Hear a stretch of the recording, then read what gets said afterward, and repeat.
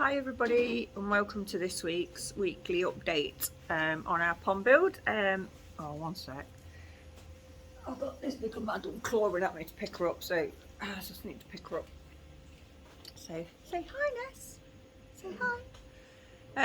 Right, so not a lot's happened this week really. It's been absolutely tipping it down with rain, so we've been doing our best to try and keep the pond as dry as possible. Obviously our garden literally is like that. It's on a real steep slope, so unfortunately the water tends to run down to where the pond is and get it wet. So Keith managed to get a really good bargain earlier on a wet and dry vacuum. I say vacuum, it's a beast. It would have cost £1,400 if we'd bought it new, and he got it for 120. So real bargain there. But to be fair, we'll be able to use it on filters, etc., and other things, so it'll be worth the money in the end. Couple of decisions to make at the moment. Obviously weather's not on our side. We don't want the fish in that temporary pond over the winter, so we do want them in here prior to that. The cost of the windows has gone up again, which I'm really peeved about. There's nothing we can do about it. It is what it is, but it's just so annoying and frustrating because it's just funds again financially. Up until last month I was paying half of everything material wise towards this, and now obviously I'm still out of work at the moment. I've had a couple of offers which unfortunately are just not right for me or for us. They either involve too much travel or the commute to work. Like there was one job in Telford that wanted me to go and work for them, which would have put the daily commute to Telford from here would have been an extra 2 or 3 hours a day. So the work-life balance just wasn't right, so frustrating. So the job hunt still goes on, but I need to make sure that the role that I take is right for me and for us as a family. So frustrating, as I say. So yeah, so I mean we're not struggling, you know. Keith's doing his best, but at the end of the day, one wage, one income instead of two does make a bit of a difference. So you know, when you get the increase of the windows, I'll give you an example. The large window, as you know, we were looking at 2-inch thick, so 2 weeks ago that was £1,500. now it's 1,700, so it's just an extra expense. So we're not going to go for that 2-inch thick now. We are going to stick with the 39mm thick, and we're going to do something to help prevent the bow, which will be exposed at a later date. But even still, the cost of the 2 windows is just stupid, to be fair. But not much we can do about that. So pretty much this week, well, as you can see, there's lights actually. So Keith's spent a lot of time this week trying to weatherproof it, to be fair, with that slope and obviously natural gravity where the water comes down to the bottom. It's really difficult to try and keep the water out. It goes down the sides of the outside, and the water comes through the walls. So he's extended the tarpaulin, and I'll show you shortly. I'll spin the camera around and show you what he's done. He's done the outlet. He's finished drilling the outlets, and they seriously do take some work. I was watching him earlier, and it just like, even those diamond drills, trying to get through these dense blocks is just awful. So that's another thing to think about. Is putting I'll just spin you around, actually, it's just good, isn't it, to do that. So right, so where the camera is situated at the moment is on the smaller window that we're having on the right hand side of the pond as you look at it from the front. And as you can see, the tarpaulin earlier previously came out to about here where that tub is, and it was just coming through the wall. So what he's done, if I can like zoom up, he's extended it so to the end of the pergola and down like that. So we're trying to direct the water when it does rain as far away from the pond as possible. That's the plan, to help try and keep it as dry. As you can see, it just comes through the walls. So this blue tarpaulin is probably the best one that is purchased, actually.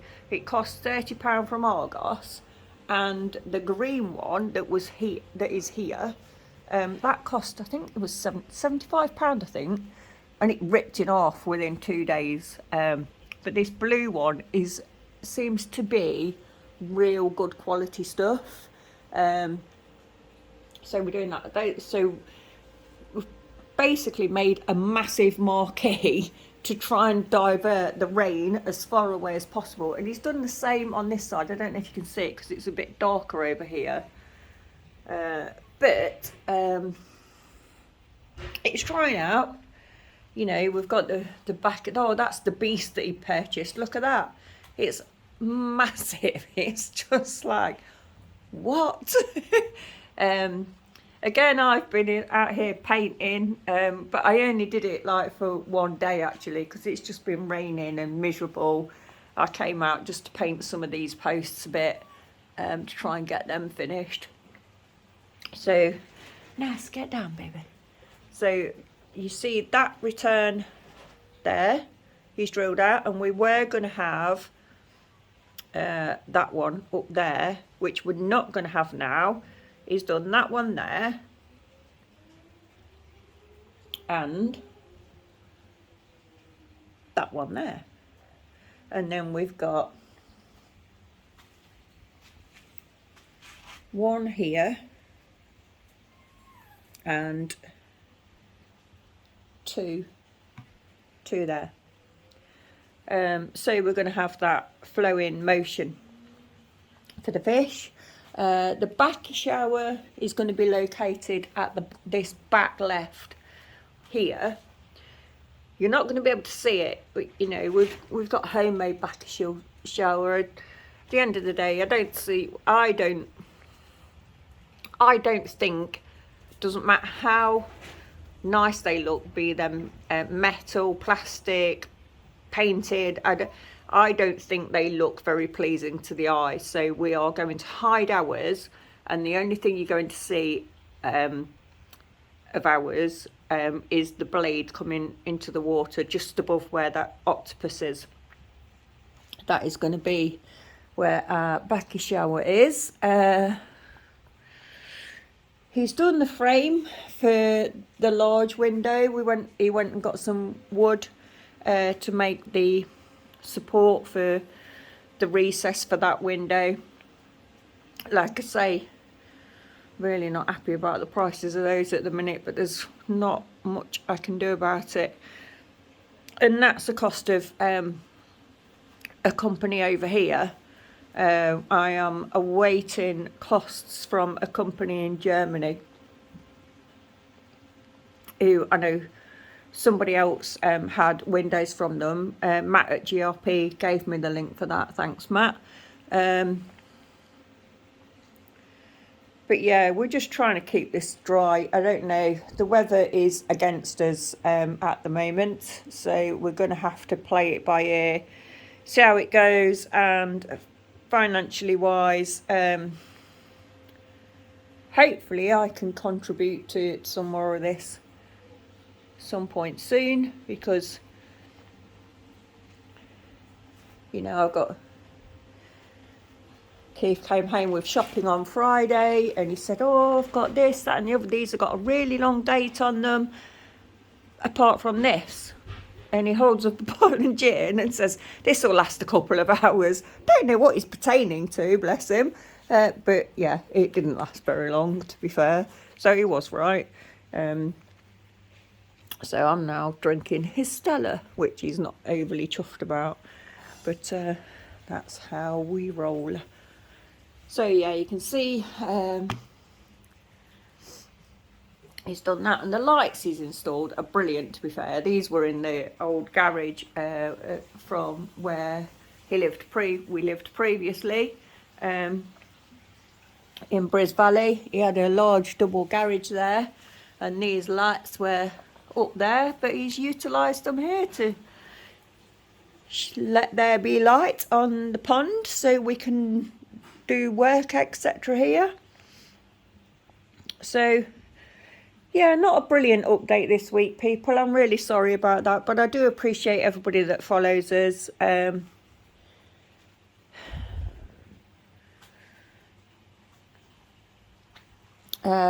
coping stones, actually, we want really big, thick, chunky coping stones, the same as the pergola.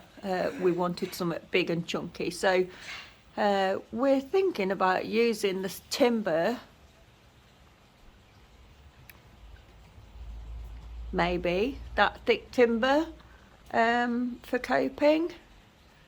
I think that would look quite nice, actually.